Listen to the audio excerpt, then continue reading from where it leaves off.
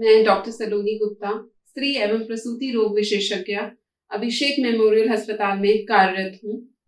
चूंकि आज पूरा विश्व कोरोना संक्रमण की बीमारी से जूझ रहा है और गर्भवती महिलाएं हमारे देश का एक अहम हिस्सा हैं और मैं एक स्त्री एवं प्रसूति रोग विशेषज्ञ होने के नाते आज आप सभी के साथ कोरोना संक्रमण एवं गर्भवती महिलाओं पर चर्चा करूंगी।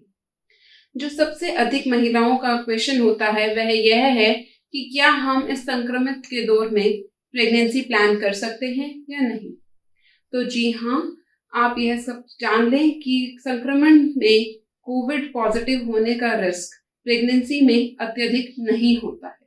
यह रिस्क आम जनता के बराबर ही रहता है, परंतु यह जान लेना भी आवश्यक है कि यदि हम प्रेगनेंसी के दौरान संक्रमित हो जाते हैं तो कॉम्प्लिकेशंस होने का रिस्क थोड़ा सा बढ़ जाता है। तो प्रेग्नेंट होना या नहीं होना यह आपका एक निजी फैसला रहेगा। दूसरी अहम बात जो लोग अक्सर जानना चाहते हैं वह यह है कि क्या हमें अपने चिकित्सक के पास रेगुलर चेकअप्स के लिए जाते रहना चाहिए या नहीं। तो मैं यह कहना चाहूंगी कि इस पैंडेमिक के दौर में आप जितना हो सके घर पर ही सीमित रहिए।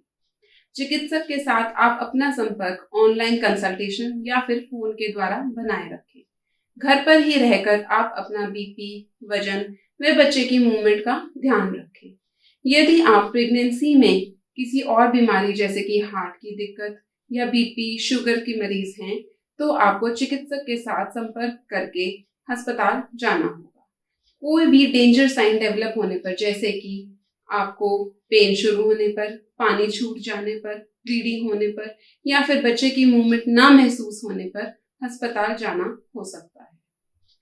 तीसरी अहम बिंदु जिस पर हम चर्चा करेंगे वह यह है कि इस पैंडेमिक में संक्रमित होने से कैसे बचा जाए।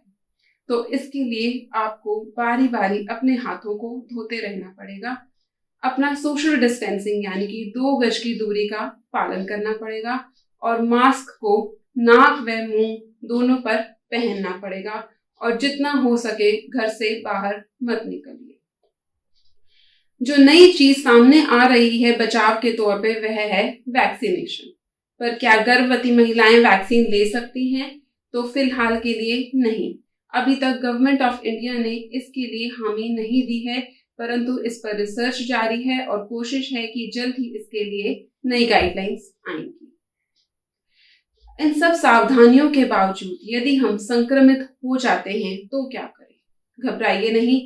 अपने चिकित्सक के अनुसार घर पर रहकर या अस्पताल में भर्ती होकर अपना इलाज कराइए। यदि आपको कहा जाता है कि आप अपना घर पर ही रहकर इलाज करें तो आप घर पर अपने आप को दूसरे लोगों से अलग कर लीजिए। एक ऐसे कमरे में रहिए जो कि हवादार हो और जहां पर सूर्य की अच्छी रोशनी आती हो। कोशिश करके एक सेपरेट अलग बाथरूम व टॉयलेट इस्तेमाल कीजिए। कमरे की सारी खिड़कियां जो बाहर की तरफ खुलती हैं उनको खोल दीजिए और एग्जॉस्ट फैन को हमेशा ऑन रखिए। कमरे का जो दरवाजा घर के बाकी दरवाजों से कनेक्ट करता है उसको बंद रखिए और उसके आगे एक स्टूल या चेयर का इस्तेमाल कीजिए ताकि बाकी व्यक्ति आपको खाने पीने की चीजों और अन्य सुविधाएं वहां से प्राप्त करवाते रह सके। घर पर रहकर आपको अपने खाने पीने का ध्यान अवश्य रखना पड़ेगा। अपने खाने पीने में ताजे फल व सब्जियों का सेवन करें। खाने में प्रोटीन की मात्रा अधिक लें, जैसे कि दालें, पनीर, सोयाबीन युक्त चीजें ज्यादा लें और चिकनाई व मीठी चीजों से परहेज करें। पेय पदार्थ कम से कम 2 से 3 लीटर की मात्रा में अवश्य लें। यदि आप हार्ट संबंधित या गुर्दों संबंधित किसी बीमारी से जूझ रहे हैं तो फिर इसका सेवन अपने चिकित्सक की राय के अनुसार ही कीजिए। घर पर रहकर नियमित तौर से 4 से 6 घंटे पर अपना टेम्परेचर व ऑक्सीजन की मात्रा चेक करते रहिए। घर पर रहकर मास्क पहनिए और अपने फेफड़ों को मजबूत करने के लिए 15 से 20 मिनट का व्यायाम अवश्य कीजिए। और सबसे जरूरी, घबराइए नहीं, क्योंकि 85 से 90% लोग इस बीमारी से ठीक होकर ही वापस आ जाते हैं। अगर इस समय आपको किसी भी लक्षण जैसे कि सांस लेने में दिक्कत या फिर छाती में दर्द महसूस होता है तो चिकित्सक को इन्फॉर्म कीजिए और राय मिलने पर अस्पताल में भर्ती हो जाइए। अगर इस दौरान आप दर्द शुरू हो जाते हैं आपको, तो क्या कीजिए? ऐसे में आपको अस्पताल जाना होगा। आपको ज़्यादातर चांस है कि नॉर्मल डिलीवरी के लिए ही लिया जाएगा। अगर ऑपरेशन की ज़रूरत पड़ती है तो वह उतनी ही होगी जितने की आम गर्भवती महिलाओं को पड़ती है। और साथ ही यह भी अच्छी बात है कि आपके बच्चे को संक्रमित होने का खतरा अधिक नहीं होता है। परंतु हाँ, डिलीवरी के बाद आपको बच्चे को अपने से अलग रखना होगा, क्योंकि नवजात शिशु आपसे संक्रमित हो सकता है।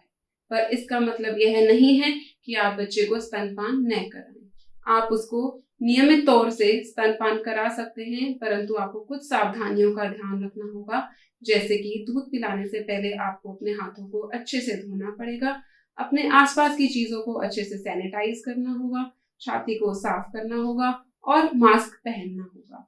दूध पिलाने के बाद आपको बच्चे को अपने से अलग करना होगा। और इसी सब के साथ मैं अपना टॉक अंत करना चाहूंगी, और आगे भी इसी तरह की चर्चाओं को जानने के लिए आप इस चैनल को सब्सक्राइब करना ना भूलें। घर पर रहिए, सुरक्षित रहिए। धन्यवाद।